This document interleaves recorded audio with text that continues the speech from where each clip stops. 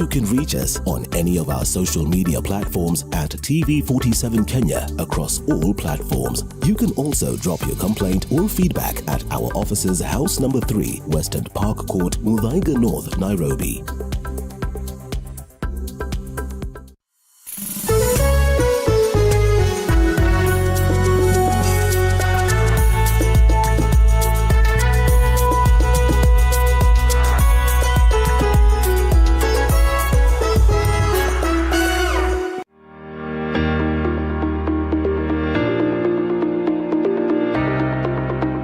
Finding a home is not always as easy as it may seem. It is a long and tiring process, but here on The Realtor, we will break down all matters real estate to make it easier for you to find your dream home.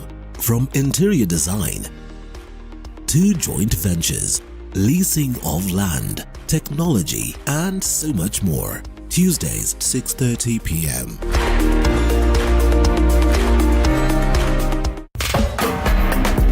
Radio 47, tuko nawe mchana kutwa na usiku kucha. 95.5 Kakamega.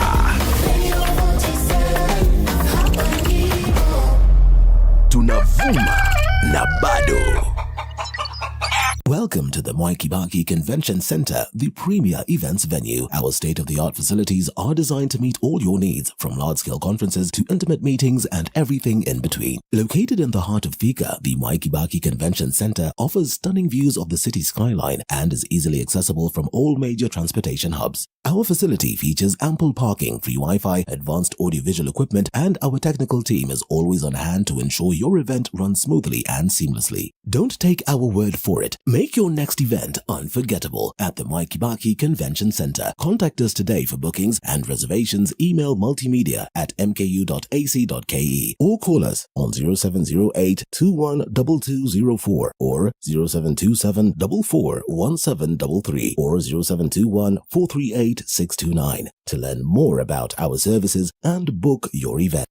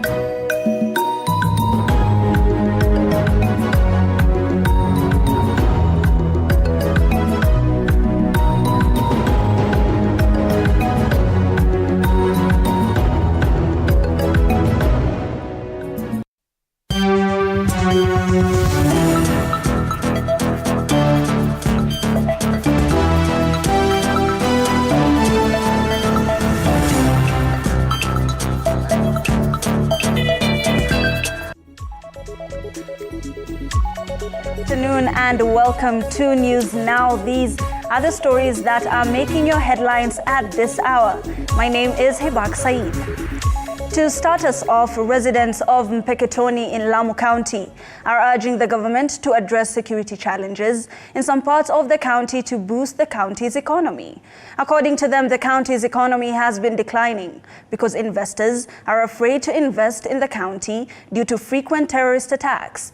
They have also called on residents of Lamu County to collaborate with the security agencies to enhance the county security by reporting security incidents promptly.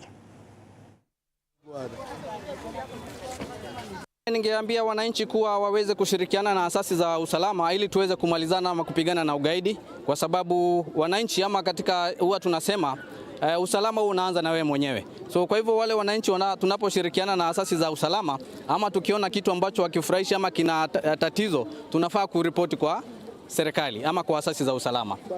Ningeomba wananchi ni kwamba unapoona jambo yote ama mtu ambaye humjui, tafadhali uweze kupiga ripoti ili either huyo mtu ashikwe na aweze kuchunguzwa yeye nani. Kama mambo na mashamba, basi hiyo kuna wale ambao wanahusika, naweza jitihadi kama mambo na vita ambayo inatoka ya mashamba, naomba tafadhali serikali iende kuangalia ili Lamu County irudi usalama kama zamani vilivyokuwa tunaishi. Wakati wanafanya mipango yao, maanake sisi wakati tunapigwa kule mashambani, huwa tunatarajia wale wazee wataweza kutukusanyisha mahali, watueleze jambo 1 2 ambao tunaweza kuwafuata wao. So na ombi yangu ni kwamba wazee watuunganishe na watupee mwelekeo, ambapo tunaomba pia watuhusishe kwa hiyo mikutano yao. Kisha kuna wale ambao tunasikia wanasema wamekutana watu wa hapa ni Lamu West na kuna Lamu East. Wakati wanakutana wanatuomba sisi maoni yetu, manake sisi vijana kidogo sisi ndio tunaadhirika. Now, Siaya Governor James Orengo has strongly condemned the act of sending Kenyan soldiers to Haiti, saying it was a cause with no significance. Orengo asked President Ruto not to go that route as a way of getting international recognition. Lawmaker Opiyo Wandayi on his side has asked Ruto not to put the soldiers in harm's way in Haiti, saying that Kenyans have a lot of insecurity problems that our officers should deal with first. Haiti is in the doorstep of the United States of America. The people who should take responsibility before you consider people coming from the African continent, should people living in North and South America or in the Caribbean. And you should be reminded that Opiyo Wandayi, you are right. South Africa has been to Haiti with a navy, and therefore this decision to take Kenyan policemen to Haiti, a country which is led by gangs, we should be extremely careful. We should be careful. The Haitian are our brothers. They are black people. They fought against the French. They are the first black people we can say were truly patriotic to create an enclave of Africans in the Caribbean.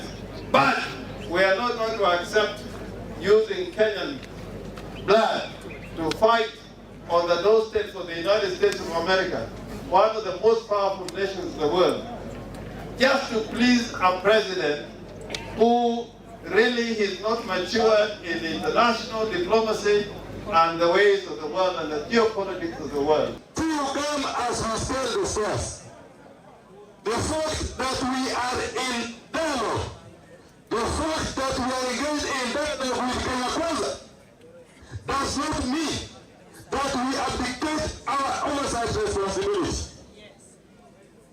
We must continue to put this regime in check, even as we continue dialogue with them. And Ruto wants to take our policemen and women to Haiti, and yet we have got problems here that the police need to deal with. He wants to use our policemen and women as guinea pigs. He wants our policemen and men to be killed like rats in Haiti, when we have got serious issues of security.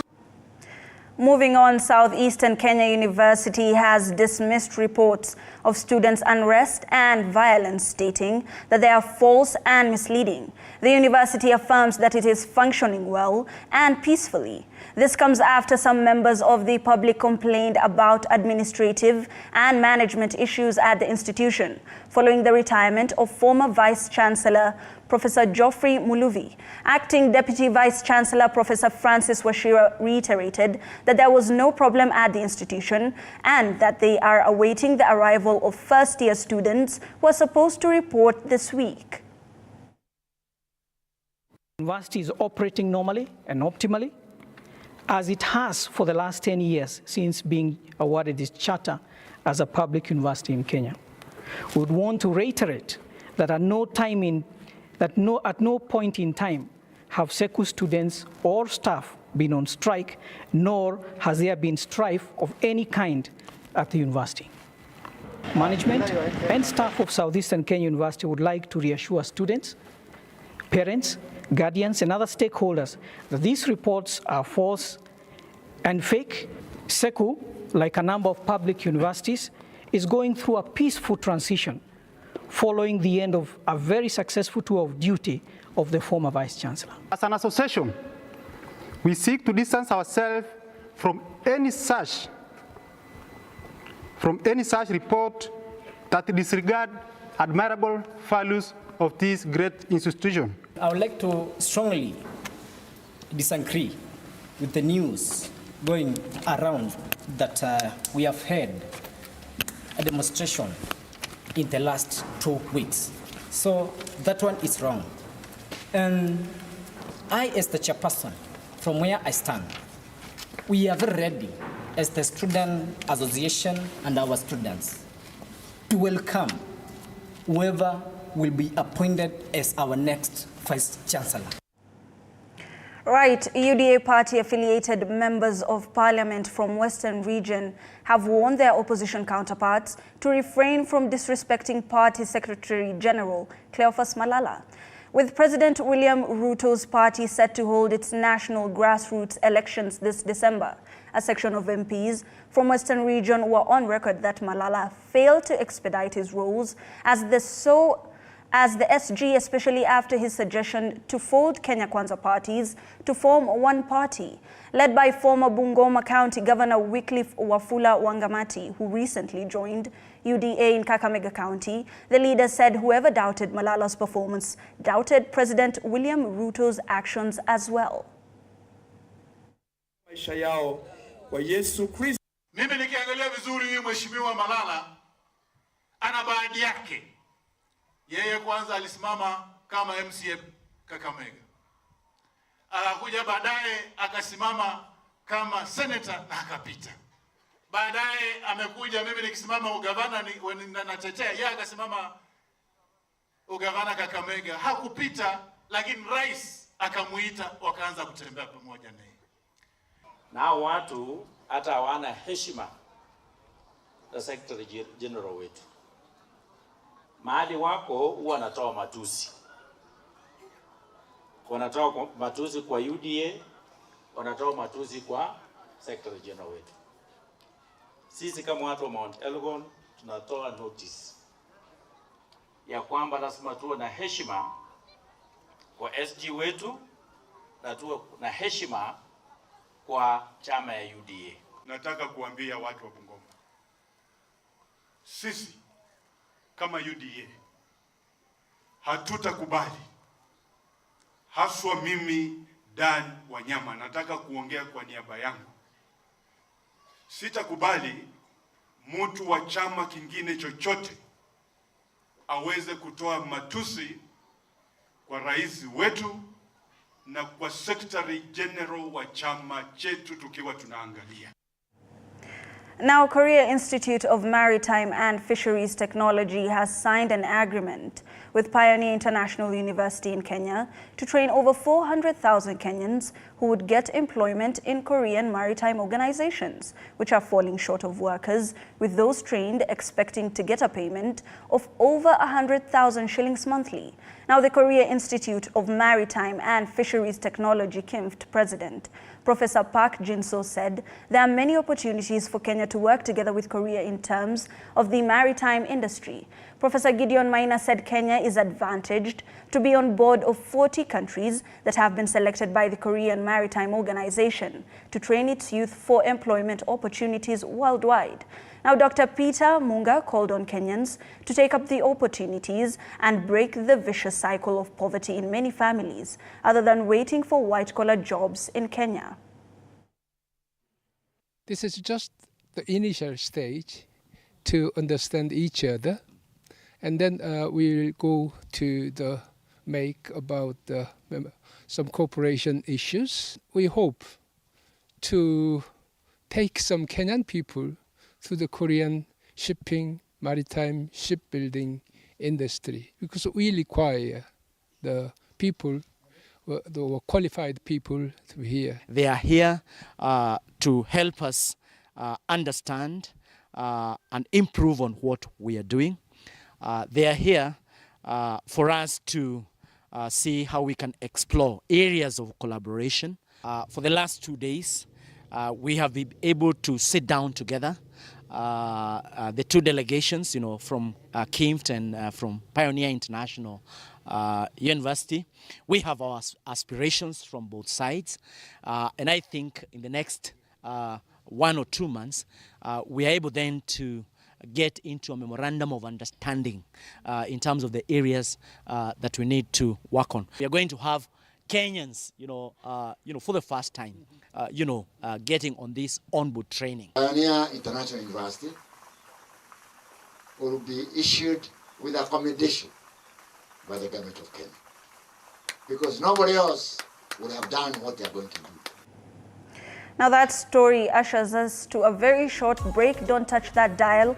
We'll be right back.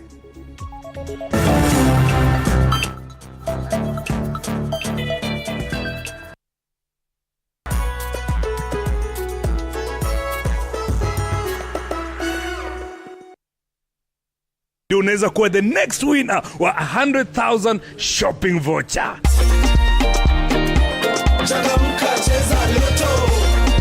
Umecheza kama kwa muda gani sasa? Tuseme for 3 months now. 3 months. But very consistently. Very consistently. Umekuwa kucheza na kama how much? 50 bob. 50 bob. Nikipata 50 bob na naimeka. Aha. 100k na hii economy itakufanyia nini?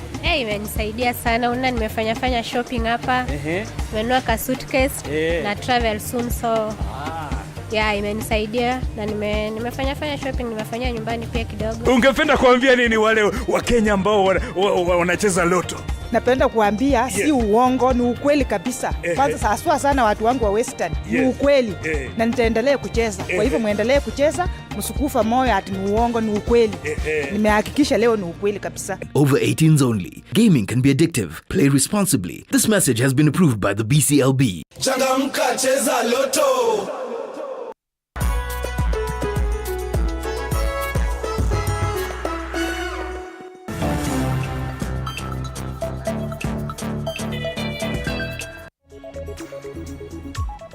Welcome back. Now, President William Ruto, in an official ceremony held at Uhuru Park, has launched the Community Health Promoters Kit. The president was joined by his deputy, Rigathi Gachagua, and the Health CS, Susan Nakhumicha. Additionally, attendees included delegates from the World Health Organization, UNICEF, various counties, and other stakeholders in the healthcare industry. These 100,000 kits designated for use by community health promoters will serve as a crucial resource for household screenings. On the 20th of next month, and I have asked the President of Angola to join us in that celebration so that he can help us formally launch this program that has learned many lessons, as Minister has said, from different countries, from different models. I want to thank the Ministry of Health under the leadership of my good Minister Susan. I have been on their case. We've had many meetings. I know sometimes I have put you under immense pressure, but you understand that my employers have also put me under a lot of pressure. Right, the National Council of Churches of Kenya on Friday conducted a training for journalists in Embu on gender-sensitive reporting that was aimed at enhancing skills of journalists on objective and impactful reporting on gender issues in adherence to the Code of Ethics for the Practice of Journalism. NCCK official Samson Chege urged the media to challenge negative cultural practices and norms that exacerbated gender inequality and also advance promotion of women leadership in peace process and avoiding gender stereotypes, discrimination, and respecting dignity and right to privacy of victims of gender-based violence. The media applauded the developments, saying the training will enable them to advance their reporting skills on matters such as GBV, that calls for reporting that does not injure or portray one's gender unfairly. We must work together to harness synergy with other partners, with other stakeholders, for us to be able to eradicate or to bring these vices to some level that we can say that we've done it. We've had reports, though we may not be able to quote the numbers, we've had reports that GBV cases are on the rise in Embu, teenage pregnancies, and that is very worrying. It's a worrying trend, and we must make, as a government, we must make deliberate effort to come up with programs that sensitize and create awareness to our men and women. We saw the need to bring them together so that we can have a discussion and a training on gender-sensitive reporting, and also to empower them. We know that they work professionally, but there is also need to always sharpen the skills on how to report cases on gender-based violence professionally. And now we had a very elaborate session to discuss and to train and have a capacity building forum on gender-sensitive reporting, doing the work more professionally in terms of being very sensitive when sharing the cases of gender-based violence without victimizing the survivors. Changamoto ambayo tumekuwa nayo kama waandishi wa habari ni wananchi kuwa wanaficha habari ambazo zinahusiana na maneno ya wale ambao wameweza kudhulumiwa kijinsia. Now, residents of Kiumbwini ward in Gatanga have submitted a petition through their ward representative, complaining about the great increase of monkeys in the area, while estimating huge losses in their farms. Now, the farmers add that the animals breed a lot, increasing their number in the area. They are pleading with members of the county assembly to create a law so that the Department of Protection of Forests and Wild Animals adds monkeys to the list of wild animals in the country so that they can benefit from government's compensation. The other prayer through the same petition is to the Cabinet Secretary in charge of Kenya Wildlife to do amendment to Kenya Wildlife Conservation and Management Regulation 2016, still to include velvet monkeys as part of wildlife species to be compensated. Sinakula kila kitu. Sinakula mahindi, madisi, sakula ile yanaiva, uwezi kufuatilia mtoto sakula nje. Sasa sinataka kushika sisi. Na mkisidwa ni kututolea hapa, mutilipe kila kitu imeharibika. Mtupatie, mtuondolee hiyo kitu hiyo wanyama na mtuletee chakula tuone kitu ya kukula. Sisi ni maskini ya mwisho. Na hiyo nyama mnyama hiyo inatuumiza kabisa.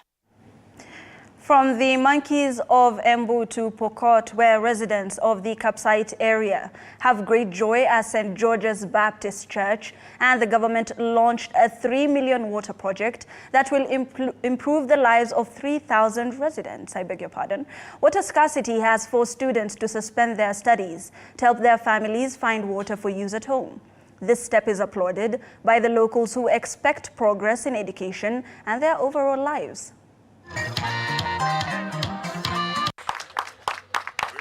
Done 6 wells over the years, so but the first one was in West Pokot. Kwanza kwa majina naitwa Monica Katumet. Hii ni Kapsait Secondary School. Shule hii imekuwa ikipitia changamoto ya maji. Being an island, maji ni mbali na tungeweza kupata gratification water na Mungu kupitia Bramwell, Naomi na Pastor Terry ametuonekania tumepata maji. Hii maji inaweza kusaidia watoto wa hii shule na kulingana na